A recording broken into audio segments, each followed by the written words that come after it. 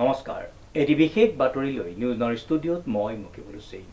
গোলাঘাটত সম্প্ৰীতি অসমৰ চতুৰ্দশ প্ৰতিষ্ঠা দিৱস উদযাপন নিউজ নৰ এক বিশেষ প্ৰতিবেদন। গোলাঘাটত সম্প্ৰীতি অসমৰ চতুৰ্থ প্ৰতিষ্ঠা দিৱস এটি গাম্ভীৰ্যপূৰ্ণ অনুষ্ঠানেৰে অনুষ্ঠিত হৈ যায়। মানুহে মানুহক শ্ৰদ্ধা, ভক্তি, আন্তৰিকতা আৰু পাৰস্পৰিক প্ৰেম, ভাতৃত্ববোধ জগাই তুলি সমাজৰ পৰা অশুভ শক্তি নাশ কৰি শান্তি সম্প্ৰীতি কৰি তোলাৰ লক্ষ্যৰে কাম কৰি অহা সামাজিক সাংস্কৃতিক সংস্থা সম্প্ৰীতি অসমৰ চতুৰ্থ প্ৰতিষ্ঠা দিৱস দিনজোৰা কাৰ্যসূচীৰে গোলাঘাট জিলা ছাত্ৰ সন্থাৰ কাৰ্যালয়ত উদযাপন কৰা হয়। আজি সম্প্ৰীতি অসমৰ প্ৰতিষ্ঠা দিৱস আৰু এই দিৱসটোক আমি সম্প্ৰীতি দিৱস হিচাপে আগৰ পৰাই পালন কৰি আহিছোঁ।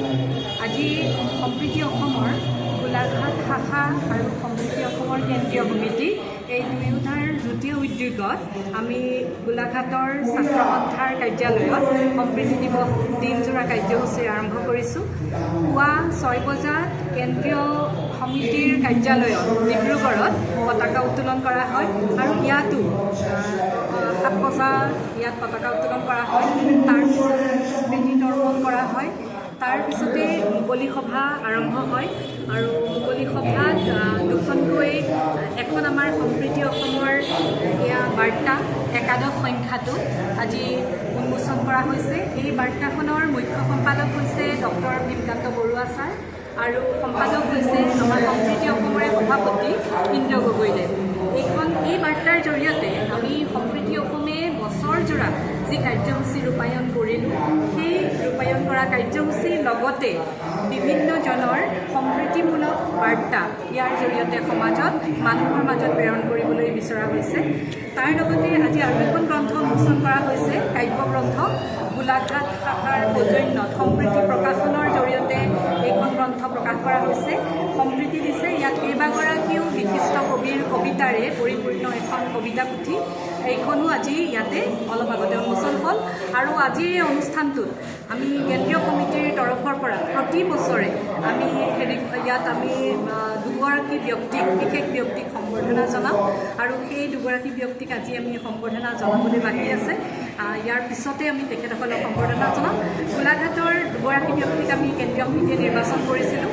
সেই দুগৰাকী হৈছে এগৰাকী বিশিষ্ট লোকশিল্পী শ্ৰীমতী ৰুমি শইকীয়া বাইদেউ আৰু দ্বিতীয়গৰাকী হৈছে তেখেতে পদাৰ্থ বিজ্ঞানী আৰু প্ৰাণী বিজ্ঞানী তেখেত ডক্টৰ অমৰেন্দ্ৰনাথ দত্ত ছাৰ। তেখেতক আমি বিশেষভাৱে সম্প্ৰীতি অসমে সমাজ, প্ৰকৃতি আৰু সংস্কৃতি সম্পৰ্কে কাম কৰাৰ কাৰণে আমি সম্বৰ্ধনা জনাওঁ।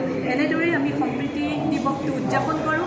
এই দিৱসৰ জৰিয়তে আমি মানুহৰ মাজত এটাই বাৰ্তা প্ৰেৰণ কৰিব বিচাৰোঁ যে আহক আমি সম্প্ৰীতি অসমৰ জৰিয়তে সমাজত শান্তি, সম্প্ৰীতি আৰু প্ৰগতি বিস্তাৰ কৰোঁ। মানুহৰ লগত মানুহৰ সম্পৰ্ক স্থাপন কৰি এখন শান্তিময় সমাজ প্ৰতিষ্ঠা কৰোঁ। সম্প্ৰীতি অসম গোলাঘাট আৰু কেন্দ্ৰীয় সমিতিৰ যুটীয়া উদ্যোগত আয়োজিত উক্ত অনুষ্ঠানৰ কাৰ্যসূচী পুৱা পতাকা উত্তোলনেৰে স্মৃতি তৰ্পণ, শ্ৰদ্ধাঞ্জলি, বৃক্ষৰোপণ কৰি শোভাযাত্ৰা উলিওৱা হয়। শোভাযাত্ৰাৰ অন্তত প্ৰদীপ প্ৰজ্বলন কৰি অনুষ্ঠানৰ আনুষ্ঠানিক উদ্বোধন কৰে কেন্দ্ৰীয় সমিতিৰ সভাপতি ইন্দ্ৰ গগৈয়ে।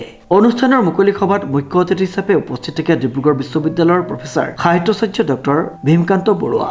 সভাতে সম্প্ৰীতি অসমৰ কেন্দ্ৰীয় সমিতিয়ে গোলাঘাটৰ দুগৰাকী বিশিষ্ট ব্যক্তি, শিক্ষাবিদ, গৱেষক ডক্টৰ অমৰেন্দ্ৰ নাথ আৰু লোক সংস্কৃতিৰ গৱেষক ৰুমি শইকীয়াক বিশেষভাৱে সম্বৰ্ধনা জ্ঞাপন কৰে। মুকলি সভাতে সম্প্ৰীতি বাৰ্তা কাকত আৰু পত্ৰিকা সম্প্ৰীতি উন্মোচন কৰা হয়।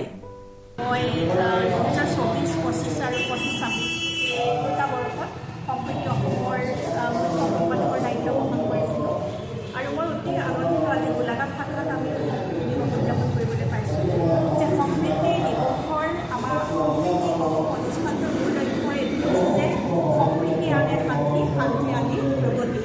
আৰু বৰ্তমান সময়ত সামাজিক মাধ্যমত এটা বহুত চৰ্চিত বিষয় হৈছে অসমীয়া ভাষিক সম্প্ৰীতি কথা আদি কৰিছে। অসম সাহিত্য সভাৰ দ্বাৰা এটা বাৰ্তা এই সমগ্ৰ অসমত এটা বিয়পি পৰিছে। আমি ভাবিছোঁ যে ভাষিক সম্প্ৰীতি কেনেকৈ অসমীয়া ভাষা বা অসমৰ জনগণক একতাৰ যোগেৰে বান্ধি ৰাখিছে, আমি সেই বিষয়ে কাম কৰিছোঁ যে মানুহৰ লগত মানুহৰ সম্পৰ্ক যে আমি কেনেকৈ ভাষাৰ দ্বাৰা কেনেকৈ আমি সম্প্ৰীতি মিলাব পাৰোঁ আৰু সম্প্ৰীতি আমি অসম অৰুণাচল, অসম মেঘালয়, অসম মিজোৰাম সম্পৰ্ক স্থাপনৰ জৰিয়তে আৰু অসম সম্পৰ্ক স্থাপনৰ বাবে আমি কাম কৰি আহিছোঁ। ধন্যবাদ। স্বেচ্ছাসেৱী 2013 চনৰ 26 তাৰিখৰ দিনাখন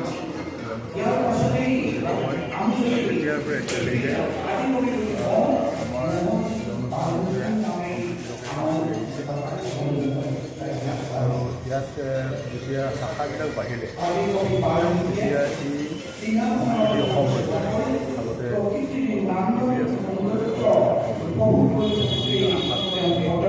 যেনেকৈ আমি ইয়াত আহি পেলাই যৌথভাৱে আহি প্ৰতিষ্ঠা দিৱসটো আমি প্ৰতিষ্ঠা দিৱসটো সম্প্ৰীতি দিৱস হিচাপে উদযাপন কৰোঁ। সদায় 2026 চনৰ যিহেতুকে আমি 2013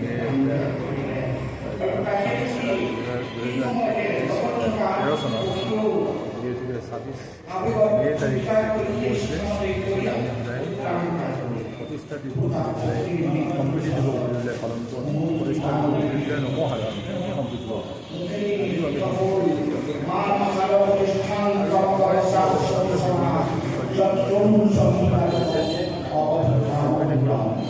পৰিৱেশ ৰচনা কৰিব পাৰে।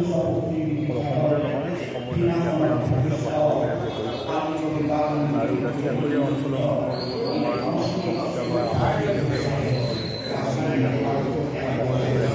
আমাৰ সদস্য আছে।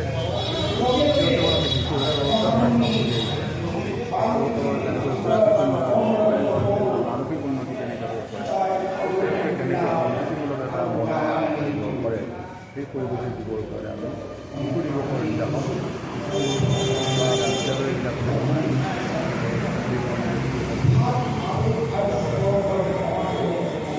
আৰু এনেকৈ যিহেতুকে আমি এই অনুষ্ঠানটোৱে আচলতে যদি আমি এটা অৰাজনৈতিক অনুষ্ঠান বুলি কৈছোঁ বা এটা সেইটো অনুষ্ঠানটোৱে নিজাববীয়াকৈ নিজৰ পৰাই কামখিনি কৰিছে। বিশেষ কোনোবা চৰকাৰী বোলে কিবা অনুদান লৈছে অমুক কৰিছে এনেকুৱা নহয় নহয়।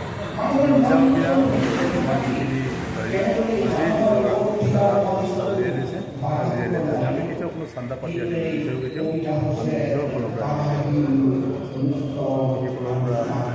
সহযোগিতা আমি কামনা কৰোঁ। যাতে ইয়াৰ মূল উদ্দেশ্যটো হ'ল যে সম্প্ৰীতি আনে শান্তি, শান্তিৰে আনে প্ৰগতি, সমৃদ্ধি, বৃদ্ধি। সেইটোৱে এইটোকে কাম কৰি আহিছে আৰু কাম কৰি আৰু তাৰ পৰা ভাষাবিলাকৰ হৈ আহিছে। বিভিন্ন ৰাজ্যৰ বিভিন্ন বিশ্ববিদ্যালয়, বিভিন্ন মহাবিদ্যালয় আমাৰ ভাবে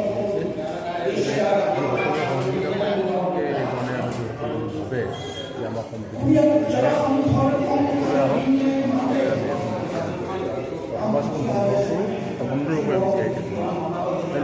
পল্লৱিকা বৰুৱাৰ ৰিপৰ্ট, নিউজ নাও।